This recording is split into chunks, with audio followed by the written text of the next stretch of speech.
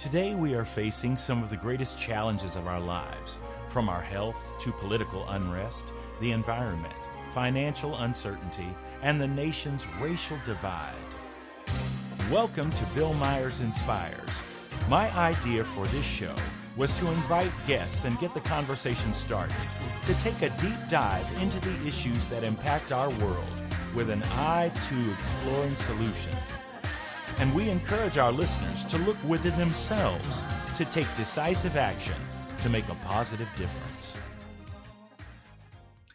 Welcome to Bill Myers Inspires. I'm your host, Bill Myers, and we are continuing our series on healing and hope throughout the month of January. And I'm very excited today for a number of reasons. I'm excited to be here on the planet Earth, and I'm excited to be in this space today. It's really, really wonderful. I've been working towards getting this space together, and I think I'm getting very, very close. And I am also very happy to have my guest today with me. And please welcome Sabae Jones-Martin. Hi. Hi. Welcome to Bill Myers Inspires. To be here. Yeah. Wonderful. So I want to set this show up. I would like to start with a quote. It's one of my favorite quotes of all, and I think that it's very appropriate to this particular story and, of course, our healing and hope. The quote, it comes to us from T.S. Eliot, and it says, "We shall not cease from exploration, and the end of all our exploring will be to arrive where we started and to know the place for the first time." I'll just let that sink in for just a moment. It is a blessing to be here today with my guest. I'm going to tell you a little bit about Sabae, and it's Sabae, S-A-B-A-E, just to clarify. Beautiful name. Thank you. And today, the title of our show is Home is Where the Heart Is. And the description of the show today is home is where the heart is.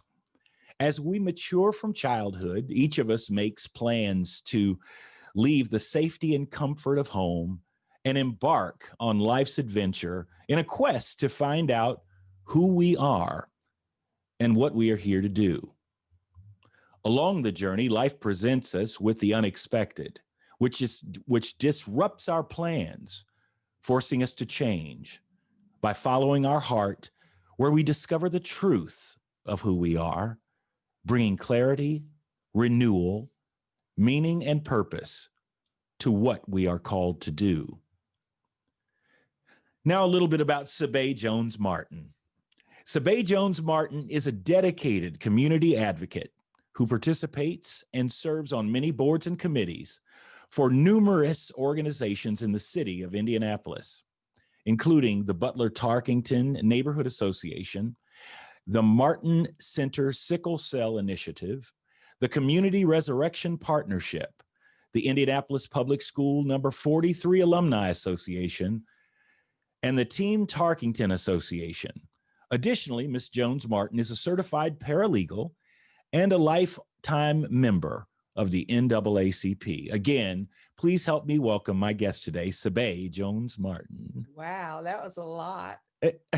Thank you so much for having me. I'm very excited to be here. Well, I am excited for you to be here because you have an amazing story.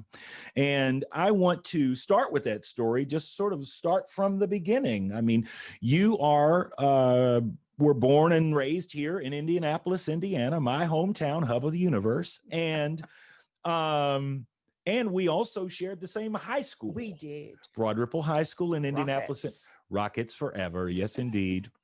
And but this story is very fascinating for a number of reasons, because it takes you out into the world, as the description said, out into the world to figure out and make your own way. And eventually you sort of wind up back home again. But, that is an oversimplification. And I think that there's that the beauty of this is in all of the happenings in between that caused the next thing and then caused the next thing, which bring us closer to discovering real purpose in our lives. So I'm going to let you start now by just starting, and I'm going to sort of push and shove along as we go through this. So tell me. So, yeah, your journey. Home, Indianapolis, born here. Yes. As I have a dear friend that says I was hatched in Indianapolis and raised in Dallas. Moved to Dallas in 1980. Okay. My family is here, and as you said, went to Broad Ripple High School. Loved Indianapolis. My children were born here. So in 1980, we moved to Dallas and embarked on a whole nother life. We just picked the children up and we moved to a new city. And that's where I grew up. Okay. We would come back home every summer and holidays to visit with family, and life was life. I became a certified paralegal.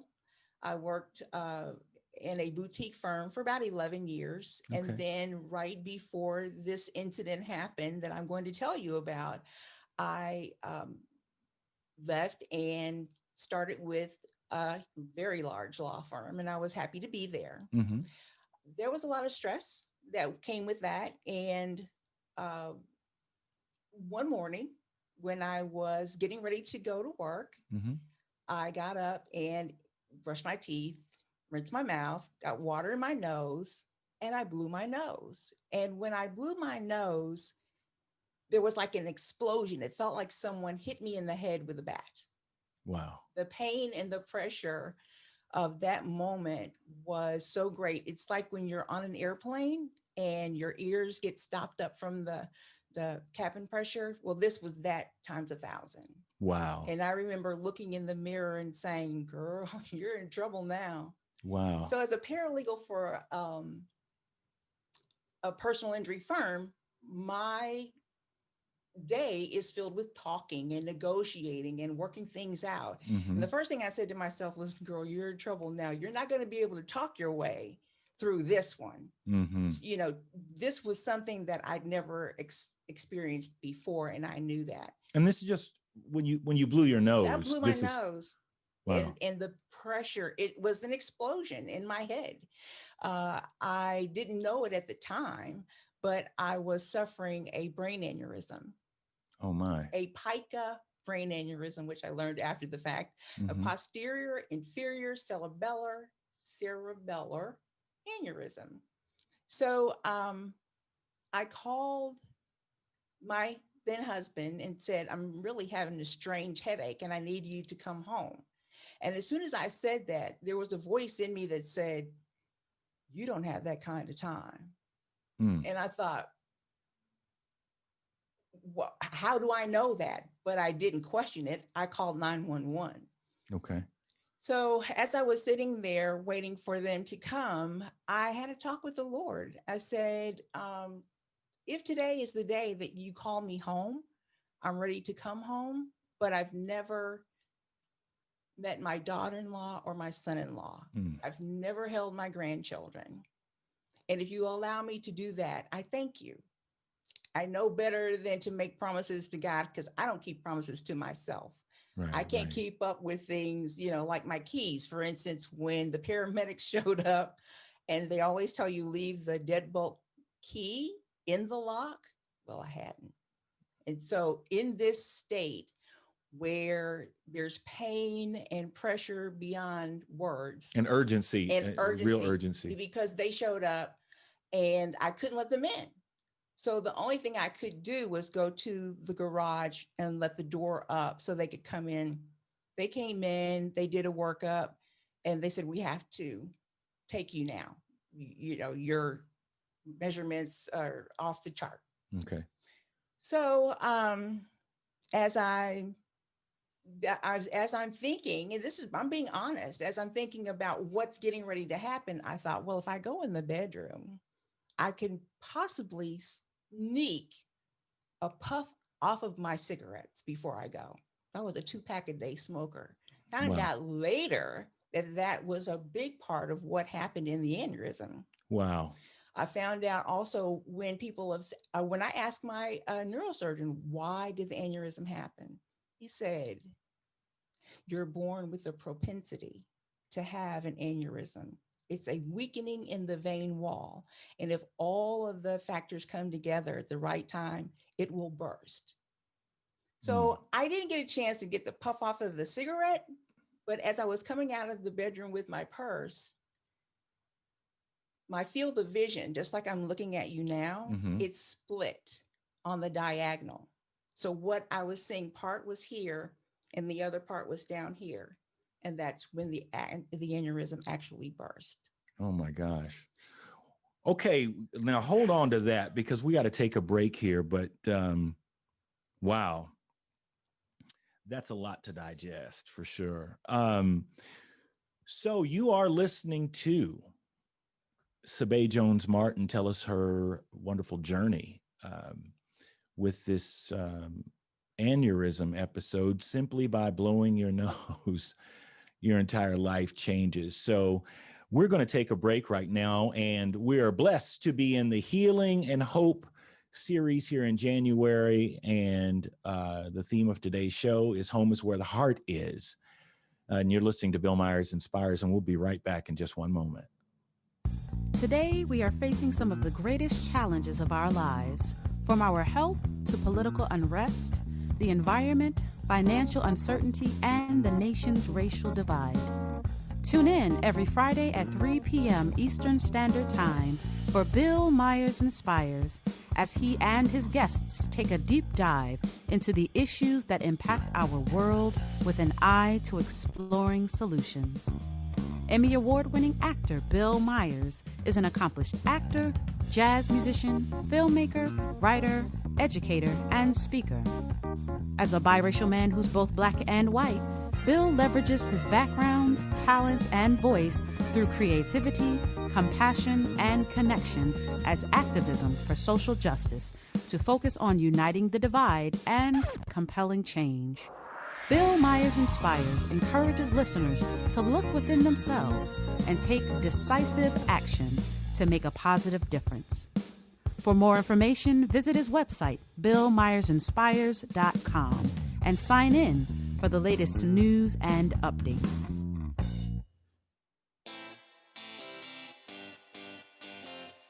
Are you a subject matter expert? Are you here to share your expertise with an audience waiting to hear from you in only the way you can deliver? Are you ready to have your voice amplified across the airwaves? Inspired Choices Network has a global radio platform streaming to millions of people across the world. Professionally produced and supported by an accomplished team every step of the way, you can broadcast from anywhere in the world, knowing your voice matters, and we ensure it is delivered with ease and efficiency. Eager to hear your message, the world awaits. Contact us today to become an Inspired Choices Network radio host. Email becomeahost@inspiredchoicesnetwork.com.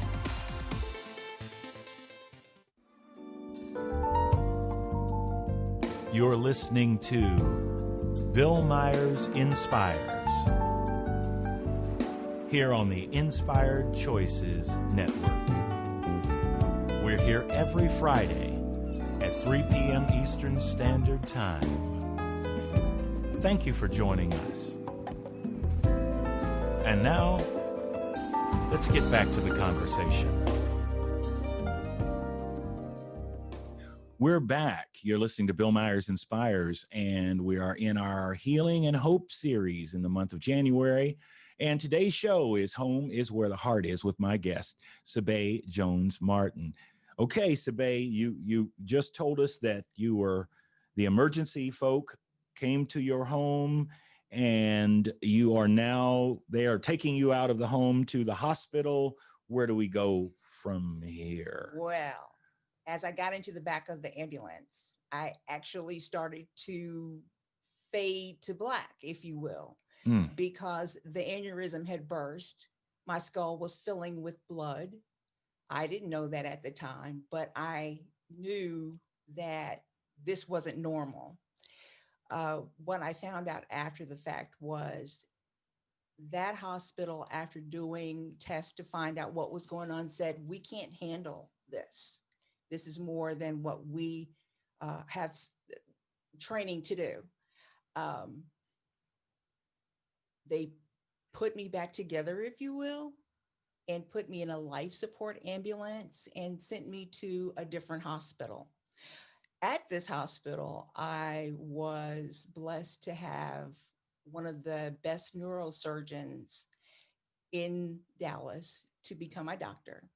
And the reason that happened, and I have to advocate here for healthcare, because the insurance that they thought I had would take me to hospital A. The insurance they found in my wallet and that other insurance got me to Star Hospital A+. Oh, wow. So Wow. it makes a difference. But again, that all happened because the Lord had guided me to a new employer who was such a wonderful person that the insurance that he had on his employees was the same insurance he had on his family. Wow. Now that makes a difference. Yes, In indeed. the quality of life. So I never made it to work that day. I didn't make it back home for 3 months. In the hospital, in and out of ICU, actually had 4 brain surgeries in that period of time. I was released eventually without needing 1 day of rehabilitation. I didn't lose any of my motor skills, verbal skills. I did have short-term memory loss. So when people would say, we came to see you, and I'd say, what did we talk about? They would have to tell me because I had no idea. Right. I actually, my son tells a funny story about when he said, I told him, when you get home, you better take that dog out and make sure that he eats. And I said, what did you say? And he said, I said, okay, Mom, we didn't have a dog. Wow. So wow. you have the implantation of memories that don't actually happen, but then you have to depend on, or I had to depend on other people to tell me what happened in those 3 months of my life. I had bits and glimpses of things that happened in that period. The one thing I do know is that my mom came to Dallas. And from Indianapolis. From Indianapolis. Okay. I actually found the notes that were written down the night that my family called my mom and said, they've said that Sabae's not going to live through the night. You need to get here right away. The same call was made to my children. They were in college and everybody had to come because they actually pronounced death over me. If it hadn't been for the prayers of my home church in Dallas, I don't think that my recovery would have been as wonderful as it was, because I remember being in ICU and after having another procedure done, another brain surgery done, I remember waking up and looking at the ceiling and saying, I can feel the heat. I could feel people praying for me. So I know the power of prayer. It is an actual energy. Sure it is. And so those kinds of things were great lessons in retrospect. Sure. I didn't go back to work for probably 6 months because the same wonderful employer allowed me the time it took to heal. Wow. That's a blessing in and of it's itself. just been wonderful. That story and how I ended up back in Indianapolis. Okay, so now let's talk about that. I mean, let's talk about how that journey led you back to Indianapolis. It was a break. You know, we go through life and we're in our patterns and we're doing things that are our natural day, or you know, work is work, home is home. And at the time, my children were in college, and I got a call from my mom. I was starting to pick up on things from my sisters, that she's having some medical issues. And because I have this break, I now can say, well, let me go check on Mom. Okay. one thing led to another, and I ended up moving back to Indianapolis in 2012 to take care of my mother. Wow. It wasn't easy. Sure. I understand. By the way, my mom's been with me for 10 years. And so, yeah. To pick up from your life, Yes. for 35 plus years and Sure. just start over. Yeah. And I always said, no shade on Indianapolis, that I would never go back to Indianapolis. Well, the only person that could do that, could make me want to do that, was my mother. Yeah. So I moved back here to take care of her. But now it looks a little different, being back in Indianapolis. And this is that part, again, we have, in the description of the show, we leave the roost, and it's like, I'm going to find my own thing. I'm going to Right. build my own life. And then we wind up back. And that's why I love that T.S. Eliot quote so much, because now you're back, but you're back with a purpose and a new awareness and a new appreciation for life and a new appreciation for home. Back home again in Indiana. Back home With the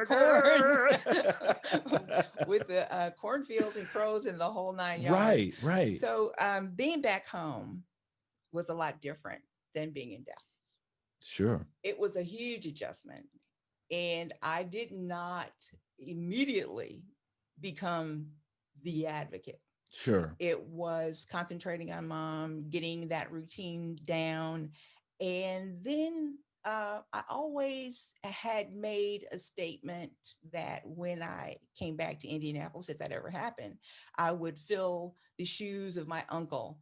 He was a past president of the NAACP, and he also worked with Martin Center Sickle Cell Initiative. Okay. And then after I got involved a little bit with both of those, I called him and said, you got to have your shoes back because they're way too big to fill. Right. But in doing that, I took on the opportunity to focus on some things that would keep me interested, to have something that would be a break in the daily care. My mom wasn't an invalid, but Right. at the same time, that was my focus. I forgot about me, but the appreciation for life was, you can't waste these days. These are given days. These are days that God gave you back. Right. Because you were supposed to have died January 25th, 2002. Mm-hmm. So I'm looking at an aneurysm anniversary coming up. So I started to do things with the NAACP. I got involved with going to different seminars, fair housing, Raise the Wage Indiana, things that just were not normal in my lexicon of things to do. Right. And never would I have thought that I would be doing these things in Indianapolis, because I wasn't politically involved. Well, not until the Obama election did it even occur to me to be involved in the politics of the country, period. Right. So that even was a part of it as well, getting involved with the Democrat Party and just getting involved with the community. The more I did, the more involved I got. Mm-hmm. The more involved I got, the more there was to do. And my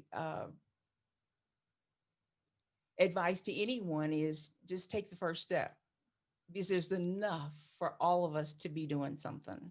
Right. Yeah. Right. Well, that's, again, it just reminds me of, when we talk about home, it reminds me of family, but then there's family awareness that gets beyond our biological family to the community that I grew up in, the classmates that the cares and concerns broaden. My grandfather always talked about being a good steward of the community. And that means a lot. That means being in service to others, and being able to set aside,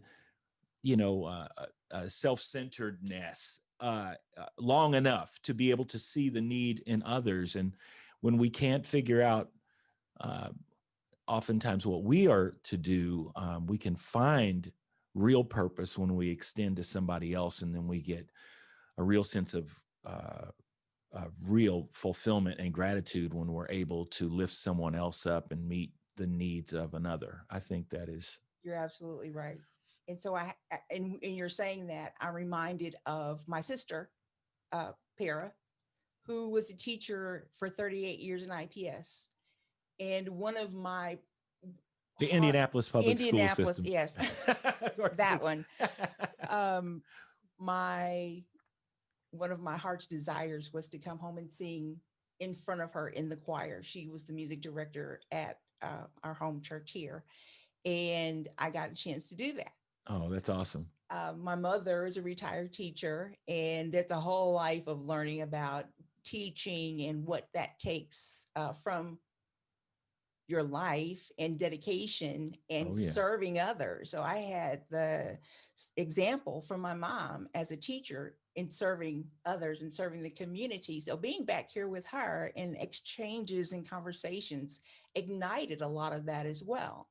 Yeah. She was my Robin. If I was Batman, she was Robin. Oh. Wherever I went, she was there. Right, and it was a blessing to have her there, because we had a chance to share in a lot of things I wouldn't have been able to share with her 900 miles away. Right. And so that's the other blessing about coming back home, because I feel like all of the days and months and years that I spent in Dallas was to prepare me to come home and to do the things that I've been able to do since I've been here. Wow. Yeah, absolutely. It's purposeful. It's purposeful. We're being prepared today for tomorrow. I mean, it's whatever that looks like. I mean, we had a master class yesterday, and it's time to put it into action, and right? You don't see it while it's happening. Oh, no. You kind of look back and say, oh, that's why that happened. Right, or, right. These are the things that God was preparing me for, and the conversations that he has and that's one of the things I'm thankful for in surviving the aneurysm, is that I know I have a better connection with hearing God. If it had not been for his instructions the morning of the aneurysm, you don't have that kind of time. Don't cry. That was the other thing he said. It's like, I wanted to cry that morning because it hurt so bad. Right. And there was just something in me that said, that spirit that said, you can't cry. I would never tell myself you can't cry, but that was the voice of God. And we have to tune in to be able to hear that. But in order to do that, I think you have to have the sound turned down. One of the actual lessons, and I'm just going to go there. Go. That I learned was on my 60th birthday. Mm-hmm. I had the opportunity to take the second cruise of the year for my birthday, or I got a call from a friend that offered me the opportunity to run a half marathon. Okay. It's like, who does that? Right. I was like, no, I have plans for July. I'm not doing that. But over the next few days, God worked on me and said, do you want to remember your 60th birthday by running a half marathon to raise money for children in Africa to have clean water? Or do you want to take another cruise and make yourself happy? Yeah, my Mai Tai with my little umbrella. Right, that's cute. But so I made the decision. We started training in July. And by that November, I was running my very first half marathon, 13.1 miles, and raised, I think around $300, $400, maybe $500. Yeah. To help children in Africa. Again, that is not something that you get the opportunity to do. Yeah. All the time. So that was a blessing. That 60 years old, and I ran my first half marathon. You go, girl. Yeah. That is awesome. That is awesome. Well, we are here today discussing healing and hope. And our topic today is Home is Where the Heart Is. And my guest is Sabae Jones-Martin, a fantastic story. And it is time for us to take a break. We're glad that you have tuned in with us today. And we'll be right back in just a moment. Today, we are facing some of the greatest challenges of our lives, from our health to political unrest, the environment, financial uncertainty, and the nation's racial divide. Tune in every Friday at 3 p.m. Eastern Standard Time for Bill Myers Inspires, as he and his guests take a deep dive into the issues that impact our world with an eye to exploring solutions. Emmy Award-winning actor Bill Myers is an accomplished actor, jazz musician, filmmaker, writer, educator, and speaker.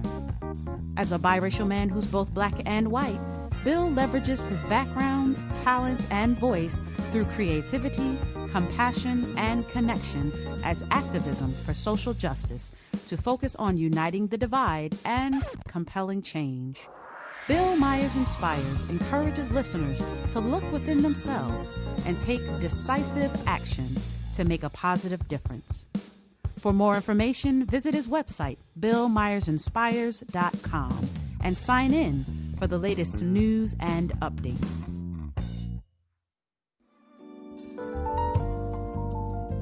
You're listening to Bill Myers Inspires here on the Inspired Choices Network.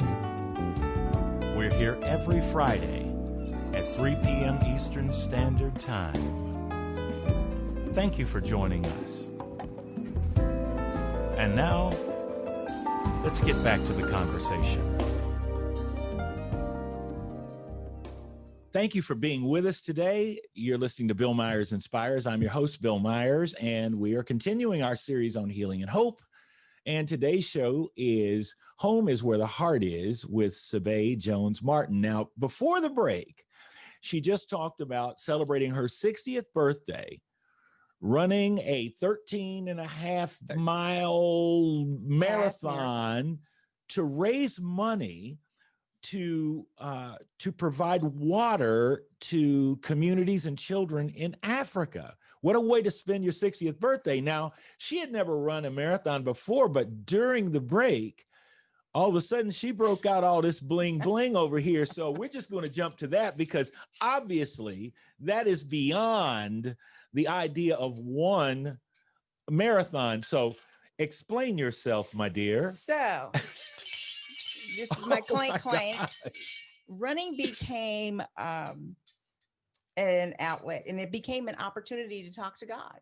It was a growth class. So the first piece of medal I have was for Indie Women's, and I ran that. It's a 5K. Okay. So that was kind of to warm up. I was in training, and that ended up with being in a magazine article. Okay.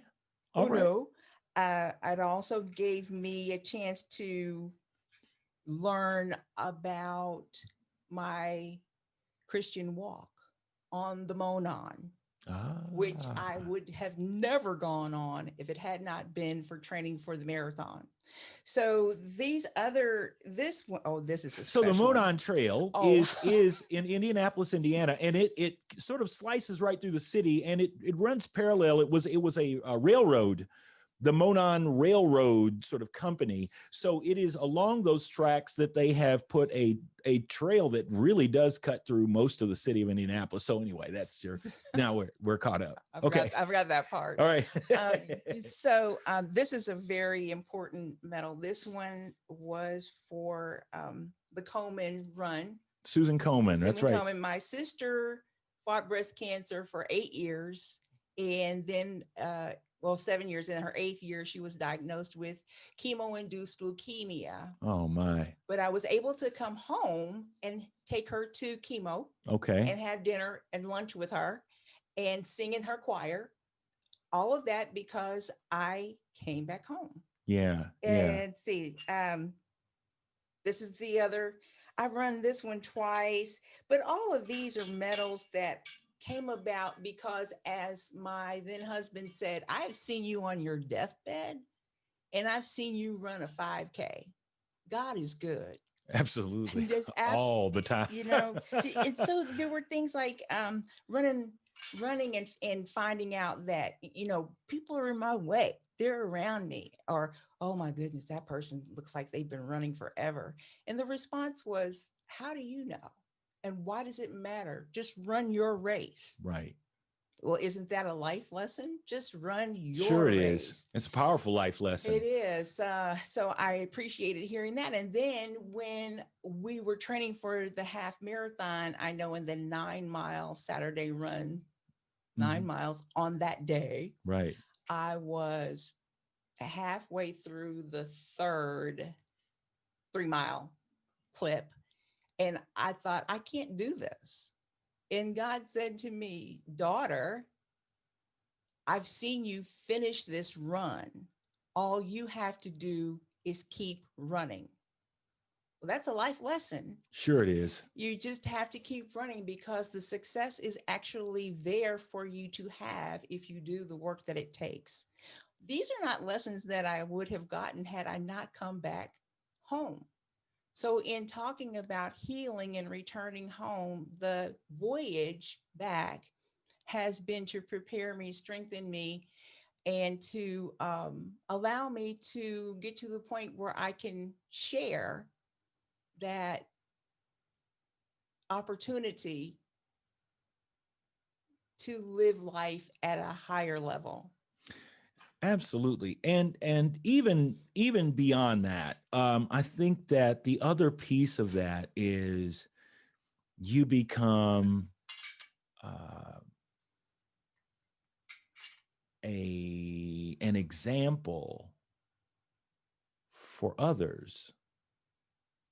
And this is a part that has nothing to do with you. That's not something you set out to be. I want to be someone people look at and, admire. That's not really within your control, contrary to some people in Washington, D.C., who might think something differently. But for you to be seen by others and admired by others because of every bit of this journey that you have mentioned. I mean, your brush with death, a renewed sense of life, a renewed sense of purpose, returning home, being able to care for family, not only your mother, and be there for her and her transition as well, but also being able to be there for your sister and companion her and walk with her through her transition. So even as we look at that, and that may seem somewhat morbid or dark, it's absolutely full of light, because you become a bearer of light. True. And so you running these races and doing what you do becomes an individual that others can look up to. So just as you are looking around and what you're noticing, you've got to be mindful that people are looking at you also and assessing and appreciating that which you are. And so I think that that's really powerful. And that's something that we all have to be reminded of. And only someone else can tell you that, because because like I said, I can't really see me.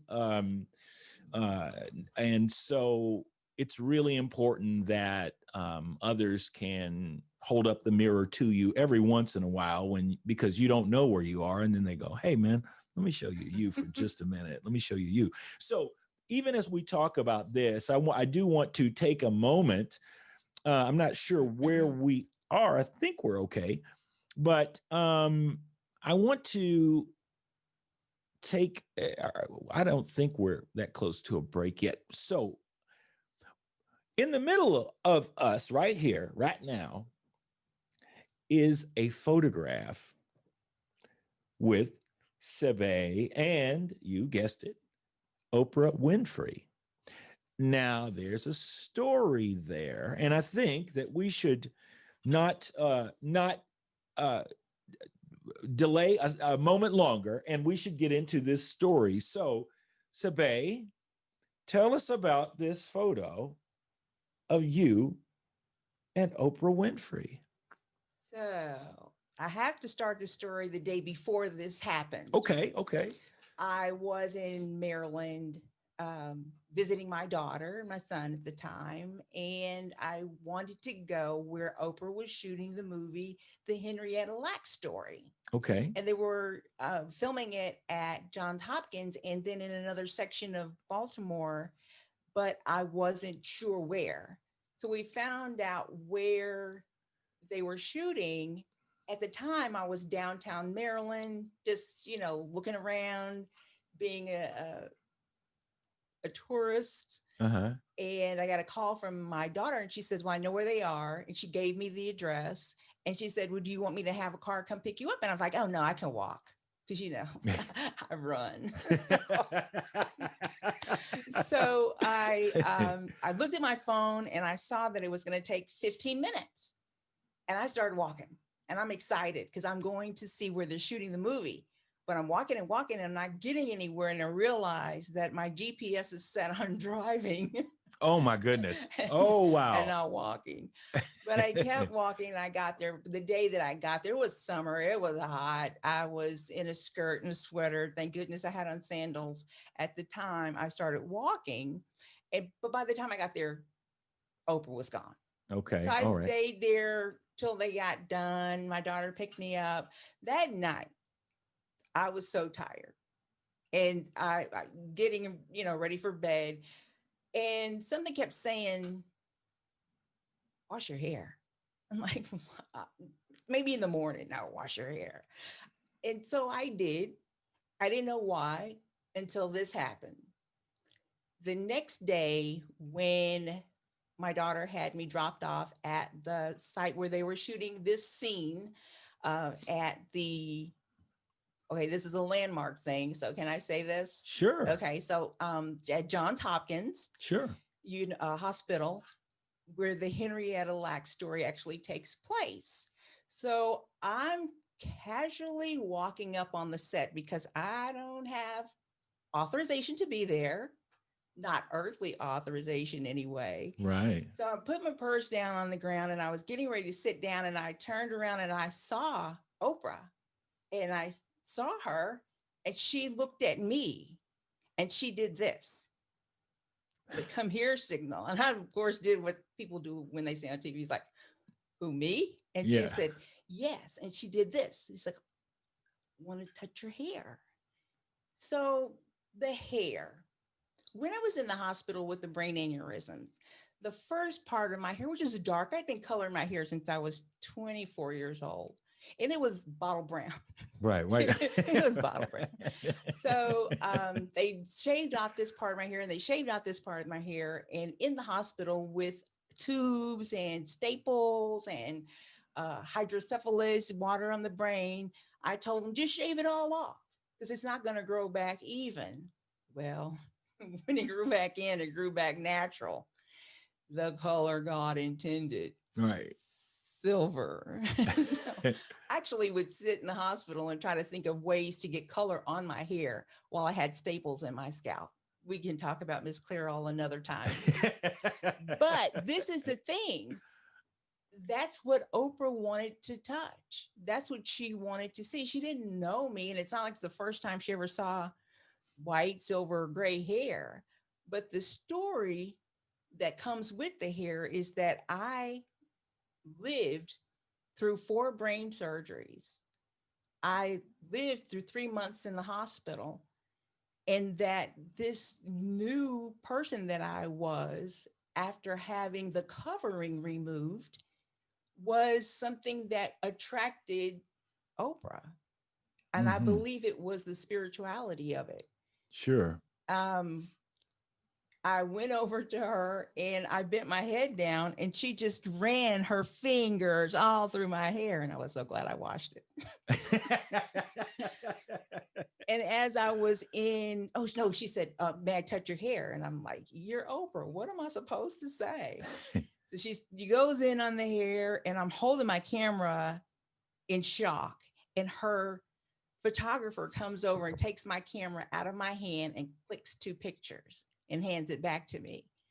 And she says, well, thank you. And thank you. And felt like the rest of the day I wanted to be a little puppy and run behind her and just talk to me. Right. But I didn't. I went over and sat down and I was quiet. But that's where this picture came from, on the set of the movie, the Henrietta Lacks story. And Oprah wanted to touch my hair. My son told me that he felt that God blessed me that day with something to remember, that I walked by faith.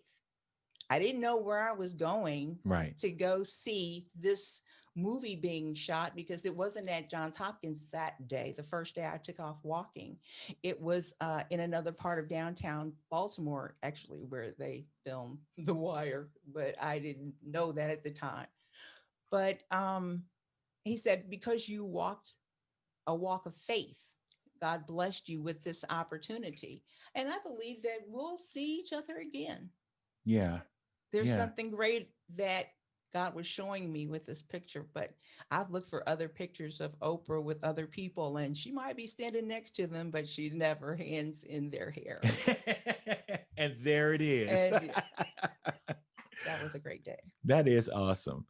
Well, we are going to take another break. Again, what a blessing it is to share this moment with Sabae Jones-Martin. And it's a blessing that we can be in the same space. I was only able to experience this during the Christmas program with Sandy Lomax. And but boy, it just feels great. And I'm hoping that, you know, as we continue through working through the challenges of COVID, that we will actually be able to be in the same space once again, even more. So a blessing it is. So you are listening to Bill Myers Inspires. We are continuing our series on healing and hope, and today's program is entitled Home is Where the Heart Is, with my guest, Sabae Jones-Martin. We'll be right back in just one moment. Today, we are facing some of the greatest challenges of our lives, from our health to political unrest, the environment, financial uncertainty, and the nation's racial divide. Tune in every Friday at 3 p.m. Eastern Standard Time for Bill Myers Inspires, as he and his guests take a deep dive into the issues that impact our world with an eye to exploring solutions. Emmy Award-winning actor Bill Myers is an accomplished actor, jazz musician, filmmaker, writer, educator, and speaker. As a biracial man who's both black and white, Bill leverages his background, talents, and voice through creativity, compassion, and connection as activism for social justice to focus on uniting the divide and compelling change. Bill Myers Inspires encourages listeners to look within themselves and take decisive action to make a positive difference. For more information, visit his website, BillMyersInspires.com, and sign in for the latest news and updates.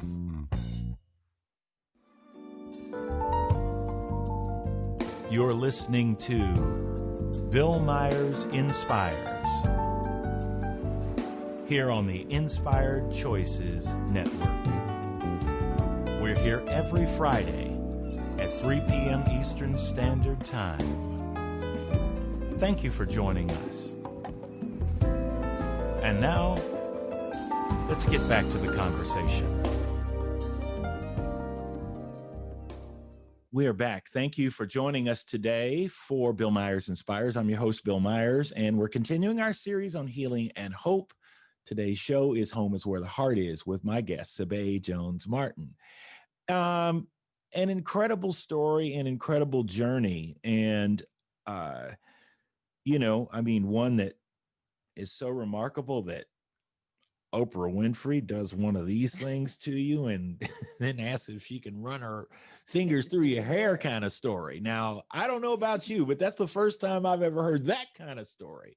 And so I'm grateful to be able to bring you that kind of story on this here show.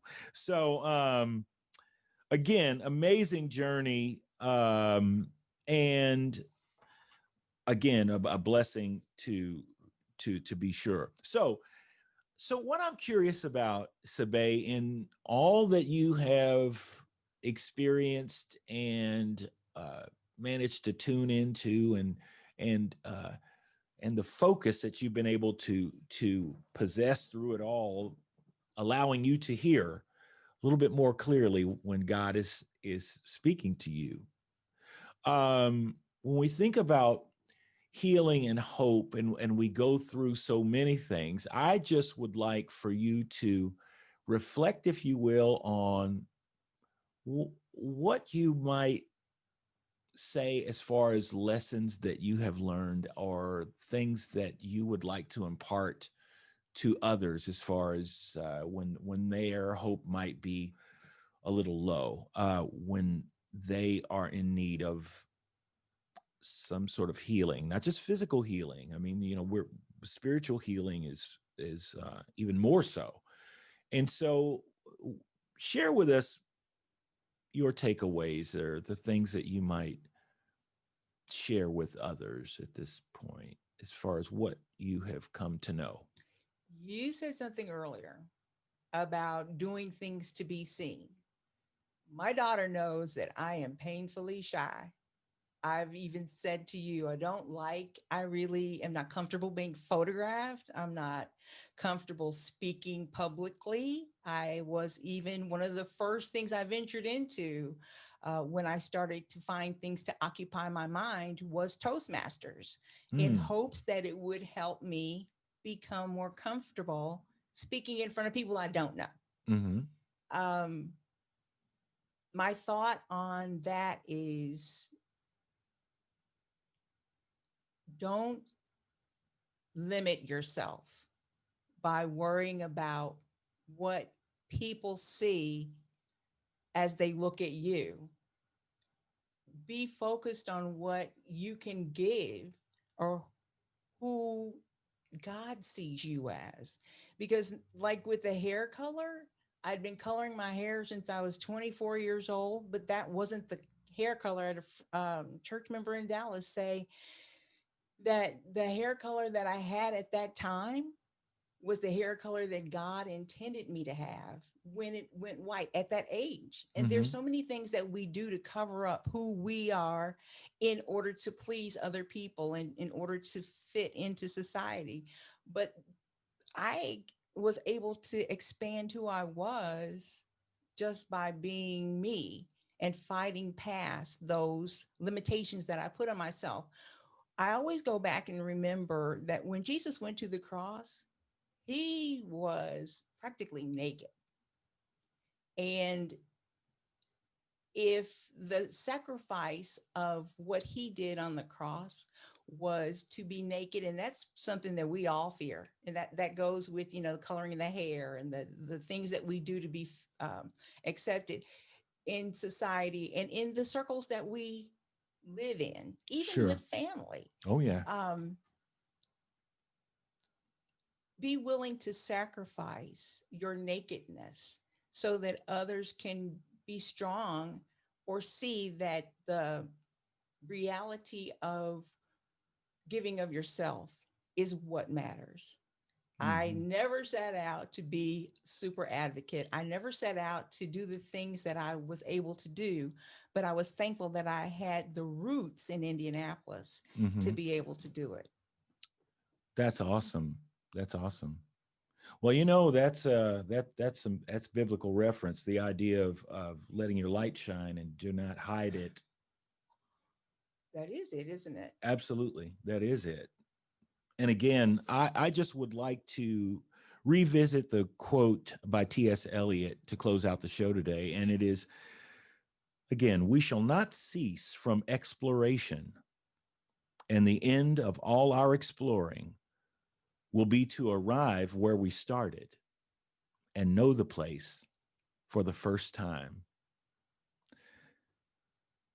Sabae, it has been a joy having you on the show today. And I hope you'll come back at some point and have the next installment of the Oprah Winfrey photo session. Sure. All right. So you've been listening to Bill Myers Inspires. I thank you for tuning in with us today. And please tune in next week as we continue our series on healing and hope. Thank you so much for being with us, and have a blessed. Thank you for spending your afternoon right here with us at Bill Myers Inspires. Remember, we're here every Friday at 3 p.m. Eastern Standard Time on the Inspired Choices Network. Remember to take time this week to take a breath and look within yourself and figure out how you can make a positive difference in this world. Spread the word, and we'll see you here next Friday. Have a wonderful week.